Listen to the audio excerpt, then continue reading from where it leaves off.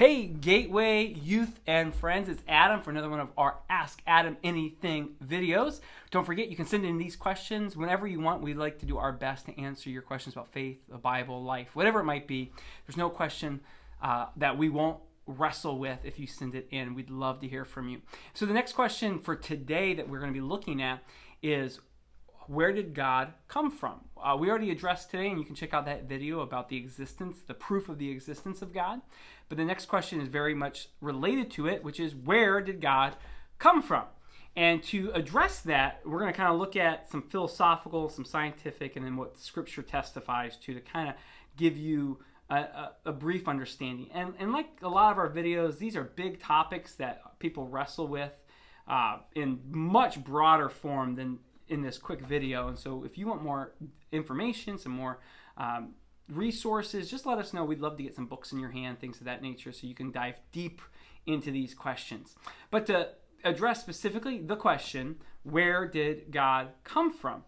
Well, the easiest way to start understanding the concept of where would God have come from is what's called the Calum cosmological argument. It's spelled Kalam. A lot of great information. You can kind of check that out. But basically, it is a scientific proof about what we know to be true. Namely, that everything that begins to exist has a cause to its beginning. And we know that the universe began to exist. Science shows this, that the universe began, well, the kind of popular term would be the Big Bang Theory. So therefore, the universe has a cause. Now, something we understand about things that begin to exist or things that have a cause is they are dependent creatures, meaning they don't just cause themselves to self-exist.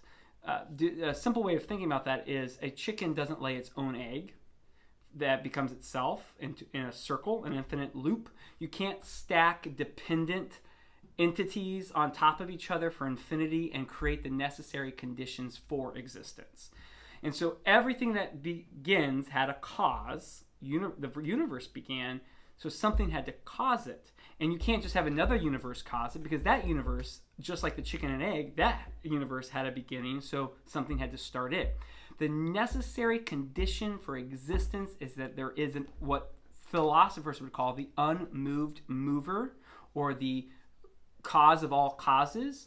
And so philosophically and scientifically, we have to accept a presupposition that there is an eternal entity that is at the center of all existence, that all existence, which is dependent upon something else, is built upon, stacked upon for eons.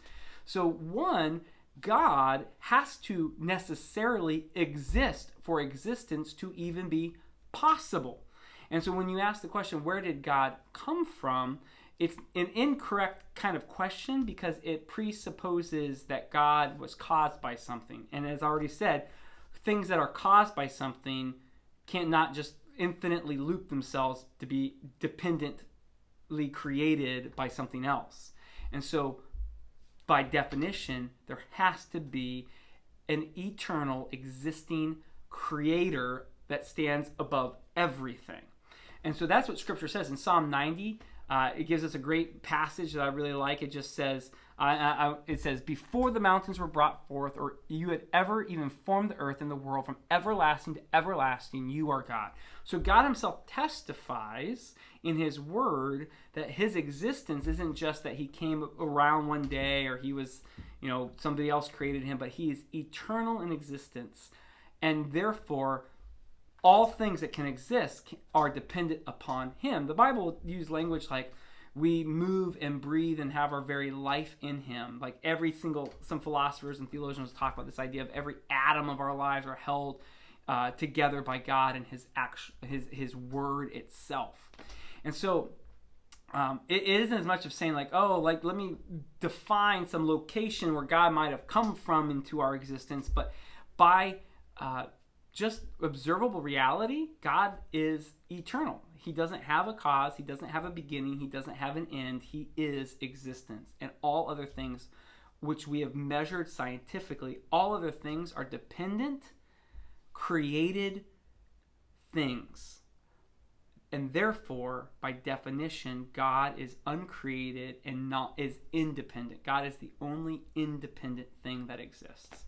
And so I hope that kind of gives you an insight into that. I hope that answers a little bit of your question. And again, it's a big topic, lots of stuff to talk about that specifically.